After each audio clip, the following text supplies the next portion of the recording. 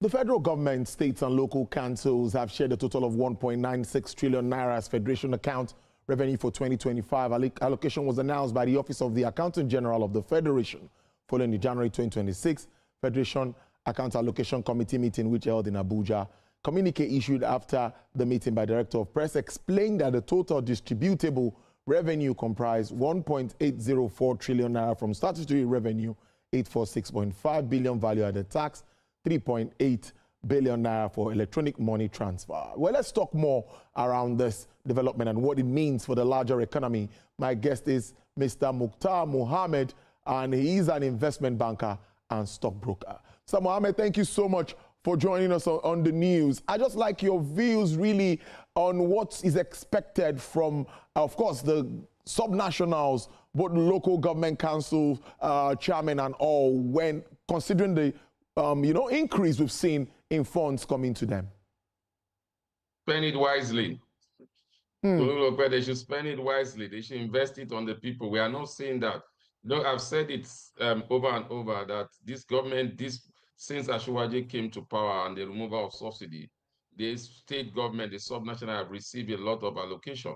But when you ask the governors, they will tell you about the exchange rate at that time and now why they cannot do big project, and all they are doing a white elephant project, because I can't understand where some states that have airport very close to them that have not been fully utilized will be thinking of building airport for their own personal use. So for me, I think the local government also, since they got this direct allocation, outside of some local government, I can proudly say that in our own local government here in Lagos, we've seen a little bit of development by the chairman in terms of uses of that money. So we expect that that should be all over, but we are not seeing it all over Lagos State in some local government also. So by and large, I think we should use the term that we use in investment. There must be corporate governance. And what I mean corporate governance, there must be corporate disclosure. We must know how much you have received and how what you have spent it on. Unfortunately, I think it's just giving us the total figure. I wish that the Office of the Accountant General will split it out state to state, local government to local government, how much they've received thus far, so that we can all go out and ask them what they have used this money for.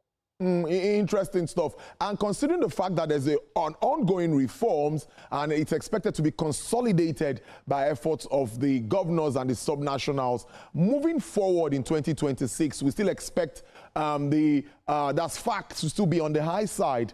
In direct terms, what will be your expectations? My expectation, like I said, will be judicious use of those money allocation, not only for White Elephant project. I want to see healthcare improve, especially with the subnational local government. We need to work on healthcare. Don't see reason why somebody is sick, it will be going as far as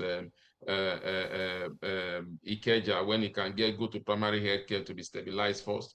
Those are the type of things we want to see. We want to see where healthcare, education, not just in the area of providing big infrastructure in schools, but also in manpower, training of teachers, and teachers should be well paid. I want to see road infrastructure. You can't be collecting levies or taxes from that woman selling on the street and yet not providing amenities for her. I think those are part of the things I want to see, so that the reforms will definitely hit every Nigerian. For now, I've said it, the reform have hit the financial sector.